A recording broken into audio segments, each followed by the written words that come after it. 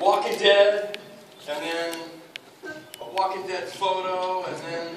Do you hate him now? He got trapped on the way there, and he may make it towards the end, but it's reading state, so I have no idea. Who's got questions? Yes, sir, you. My question's for Dave. Rocco. Yep. You could totally tell me just go fuck off if you don't want to answer this. Fuck off, don't answer. Who's next? I was sentenced to never off Friday night. Never off. I thought she was over 18. I know how bad I was Saturday. I was just wondering, how hungover were you Saturday? I was really hungover. Yeah. When I come to these functions, you people tend to get me way too drunk. I mean, dangerously drunk. You know? Like, there'll be like a French poodle in my other bed. Really, what's the strangest thing you woke up from with a shard of glass, a starfish, some chick named Jeff. when your normal existence is in a hungover state, a hangover's fucked up. No, you know, seriously, you guys are really nice. You fans, when you come out here and you go to the bar, oh, let me get you a drink. Oh, okay. And accidentally, I always, one night, and it was Friday, I like went to bed last night at 8 and got up about an hour ago. He's not kidding. Who's next? Yes, ma'am. Hello. This question has kind of haunted me for a while. There's probably an answer out there somewhere, but in the first movie, after the firefight, when you guys are cauterizing your wounds, whose kitchen are you in? Because you're not at Rocco's and you're not at the Twins, so whose house is that? We went over to my mom's house because we were, yeah. That's the truth. She doesn't believe it. We were kind of on the land. Mom's house. We were kind of on the land. We couldn't go back to our places, so... And my pad no longer had a toilet. You know, there was a line in the movie when I picked the weird guy up, and I was telling him it was the worst night of my life, and I picked the guy up, and I mentioned it's my mom's car. So there was more going on, but we cut a lot of that out, so because of that, you have no idea whose kitchen we were in. Yeah. That scene left just like the mama scene. Yeah. Oh. I know, it sucks, right? That's the best scene in the whole movie. Who's next? I just wanted to ask, you guys have great chemistry in the movie. Right. What was the story before the movie, with all three of you? How was it? Story... Like, how well you knew each other before? Oh, I've known... I majorly just wanted to come up and ask questions. Tell me what you've done. Go ahead. I knew Ritas for a few years prior. I met Rock, actually, on the meetings with Troy to do the film. And so I guess now I've known Rock for 14 years. I've known Ritas for about 18. It's kind of crazy, but you know, Hollywood's a small town. It's like, even though we've never worked together, myself and Ritas, we knew each other, you know, so quite a bit of history there. We were friends prior, you know. Who's next? Last I heard, Troy Duffy was trying to shop the story around to get it picked up by some premium cable networks to continue the narrative. Is there any update on that? I personally don't know. He's kind of back and forth on things, but I really couldn't. Sean might be able to, but I couldn't answer that. You know, I'm on the same page. I mean, I know that there was a couple of cable networks that expressed interest. It's not that Troy was trying to market it; they expressed some interest, but I think he would rather go the film route and do a part 3. So you'd have to ask Troy specifically, but I know he's right. Yeah. That was kind of a non-answer. I said, why the fuck did I even ask? So basically you don't know, right? Yeah, we don't know. We're not that, like, we Don't you fucking love rock?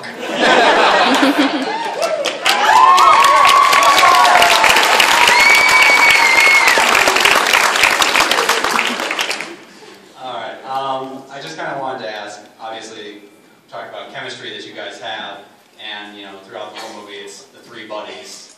But what was it like, you know, off camera and everything? I want to know, like, did you guys ever, like, mess around and pull pranks on each other? Or is there something that ever happened? No. You get, oh, This acting is serious. Stoic.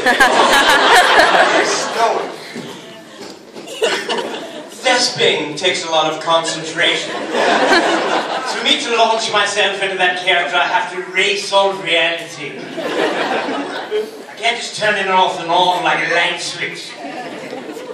Fuck off. Of course we did. Tell us one of these stories. Tell us something that you remember that's just Jeez, man, you want to alphabetize something? Numerics? How about the meanest? What's that? The meanest. The meanest? There you go. That works. Ooh. I don't know if I'm sure people heard the donut story. Raise your hand if you do not know the donut story. Okay, that's enough people for me to retell it. So check it out. We did Boondizzle McSnizzle 1, right? Rock comes up and we had such a glorious time. You know, everybody exchanges rock gifts, right? I'm not that serious a dude. I don't know if you guys have picked up on that.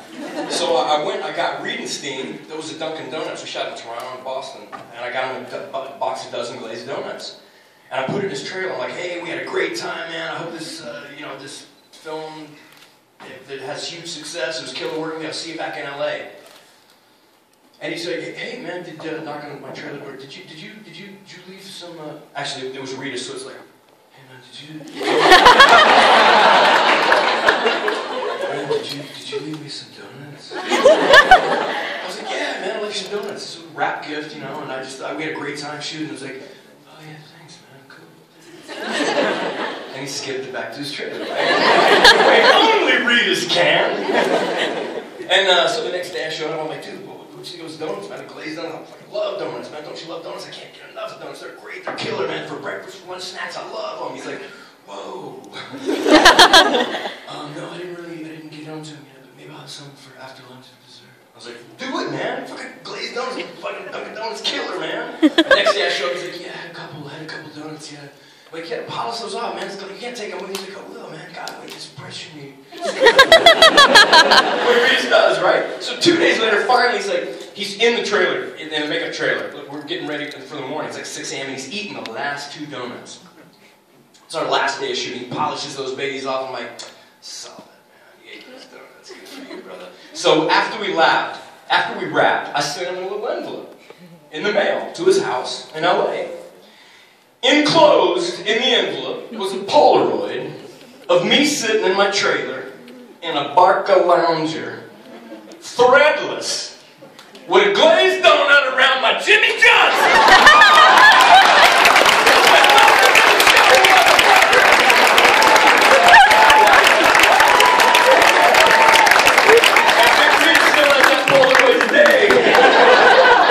Blackmailing.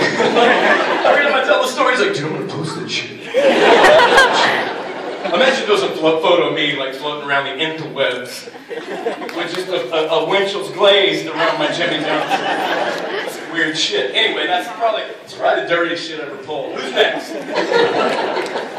For those of you who already heard it, sorry I didn't do it. It was so comical to watch. Alright, this one might be more towards the serious thespian side. I wanted to know, as performers, what did you actually learn and take away from the performance you gave in the Boondock Saints project? I think your name was Shirley for Rocco. In the carnal sense. Yeah. And you got this, Rock. That's all you, brother. What was the question? Take away? Yeah, like what did you learn from as a performer? What did you take away from the project? One excellent carried lesson. from Never Boondock eat Saints donuts. Checked it clear. Did you learn anything while filming? I don't know. Do you remember that time in your life? At all? Yeah. Do you remember getting I must have learned something. Let me think. Bear with me. What do we have, about a half hour? Yes, we have 29 minutes. You learned a funny joke.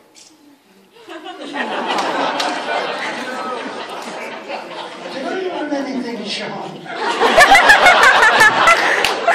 Did that project change the way that you work on other projects? Hey, you know what was funny though? That film was fun to work on, you know, because everybody really got along well. And like I thought that I would do other ones and everybody would get along really well and like each other. And because Troy was pretty low key, you know what I mean? And there wasn't a lot of this, that, and the other thing, but it wasn't at all. It's having a hard time doing fun, like in a relaxed atmosphere. How about you? Do you notice that, Sean, or not? Yeah, I mean, you know, in answer to your question, I mean, it was Rock's first film, so I'm sure there's a wealth of information that he left with that film with. But it is unlike a normal film, because, I mean, we are all buddies, and it's a dude film. We're doing dude shit. There's nothing politically correct about it. God bless those things. Then you do a Hollywood movie, and it's just completely different. Like, protocol has to be followed to the letter. If you're a lighting guy and you touch a dolly, which is in the grip department, it's you know, it's just whoa, man, it was unplugged. It's not plug it in. It's weird shit. She's very different, you know. So it's, you know, they're completely different animals. We had a ball though because we're all buddies. It's like, you know, studios gave us cameras and said go have fun. We're like, no shit. You know, it's like that. So it was just a great time. And it's different than any other film I've done, and I would imagine that Rock's done as well. Yeah. Yeah. Hi guys, love you guys. As a fan, I just want to let you know that bringing the characters, even that Rocco died in the first one, you brought him back in the second one. Do you think going into the third one that you're going to bring back all the dead characters and put them in somehow? As a fan, I think that's awesome. I think that's what draws people back to watch it, especially for me. I think that rule only applies to Rocco. Well, There's really not a Boondock without Rock. Right. My opinion.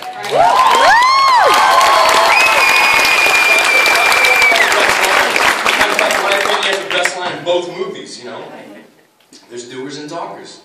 You know, most people just flap the lip. There's only like a small percentage of the population will actually get off their ass and go do something.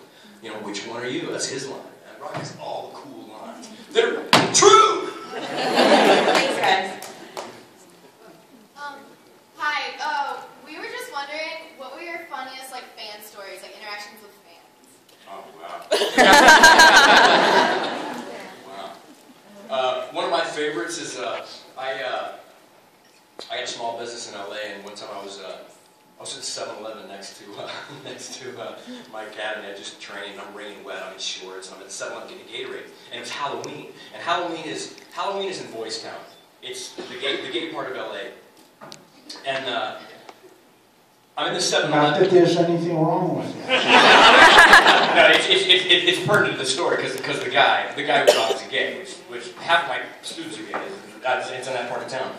So I'm getting a Gatorade, right? And I'm cashing out. And I look up, it's Halloween, and there's this dude with a bald cap on, painted white, in a fedora with a suit on, and spoons and forks and stuff glued to his jacket.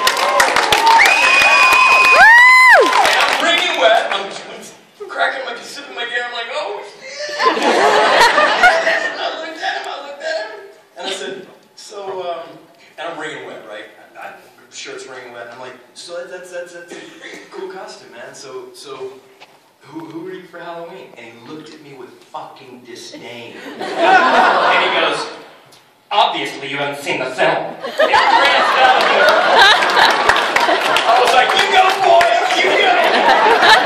He just hated me. He's like, how can anyone go through life and not see powder? For shame, you little bitch. So I almost wanted to follow around and go, brother, I'm just appreciative, man. Hated me. That's one of my best man stories. What about you, Brian? One time I thought it was strange because for some reason I was I was visiting a friend in Vermont or Maine, And this person said that I looked like that guy from the Boondock Saints. So for the hell of it, I should have said, yeah, thanks. But I said, it is me. And they go, no, it isn't. Seriously, it is. So like they started, asking me questions. And I had to say lines and everything. And here was the line, and I'm playing along for some reason now. I want them to think I'm pretending I'm this guy. What are you saying? Rocker's on a mission. Do I tell them? Do I not? I don't care. They're like, you're not him. We're like, fuck it, I'll prove it. Now suddenly it means something. If you were going to try and be somebody else, it wouldn't be me. I look like Johnny Depp or something. Are you Johnny Depp, maybe? But anyway, that's about it. That's the truth. I mean, 90% of the people, it's like, if you say yes, they're like, nah. They're like, okay, no. You're in it. You're like, fuck, pick one. At this point, I don't care. Choose. It can be me. It can be me. I don't care. You know? That happens all the time. And is it you? It's me. Who do you think it is? Do you get that where people say to you, do people tell you you look like that guy from that movie? All the time. Yeah, there's guys in my academy that I've trained with for 6 months. They're like, dude, do people tell you? I'm like, yeah. Then we train another couple months, like, dude, so-and-so just told me that it is you. You didn't ask me if it was me. Do I get it a lot? And I do. I do get that shit a lot. You look like the guy from... There's a guy that came through the line to shake my hand and tell me he loved The Walking Dead. I was like,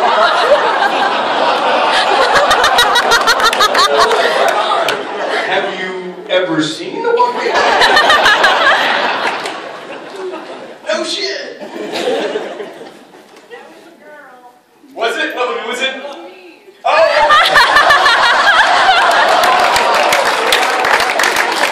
There you go. True story, see? Who's next? I think got awkward. I have a two-part question for David. Yeah. First part is, do you know how beautiful you are?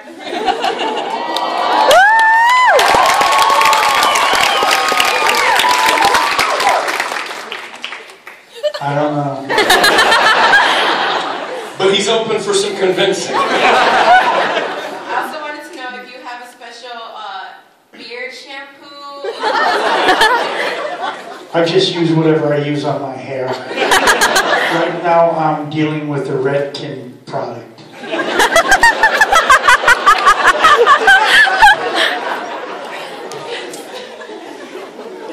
It's 3-stage with a conditioner, hot oil for the texture, you know. Sean, speaking of your other movies, my buddy and I want to know, with Dean King here, why is there not a best man reunion in Q&A? There should be, right? I do believe we went out in a hail of bullets. Bushmills or Jameson? One Irish drinker to another. Jameson. Rocky. There you go. Do you think Jameson or Jameson?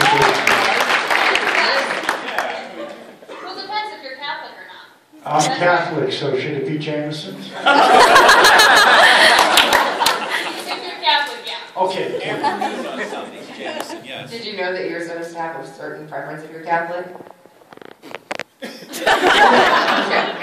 Oh, you know that? I didn't know. So Bushmills like the Protestants? Oh, we don't like that. You like Jameson's then. Give Ireland back to the Irish, right? And that's Jameson's. What Yeah. about you, Sean? Chocolate milk.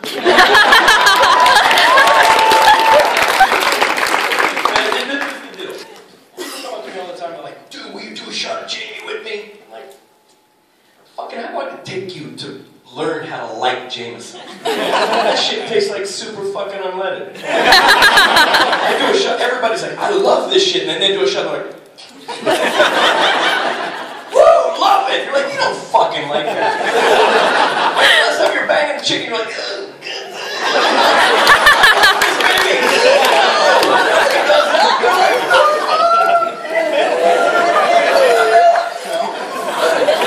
First time I drank chocolate milk, I was like, what?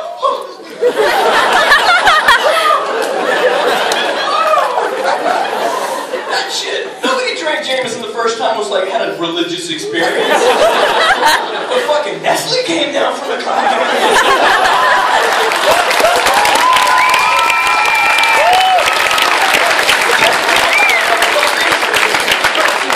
Yes, sir. This might seem like a little bit of an oddball question. Okay, that's odd. Who's next? With Boondock Saints 1 being a little more, I guess, not so off the wall as compared to All Saints Day, were you guys happy with the script and the way All Saints Day came out?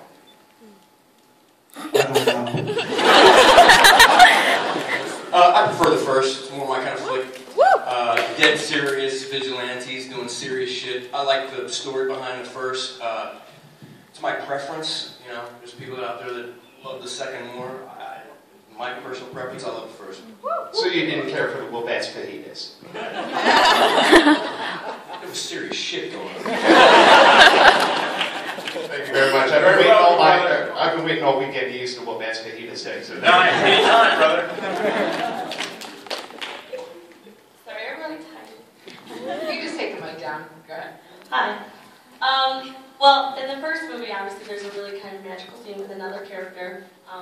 I believe La Boheme is playing. How was it working with Willem Dafoe? Willem's a funny cat. You know, everybody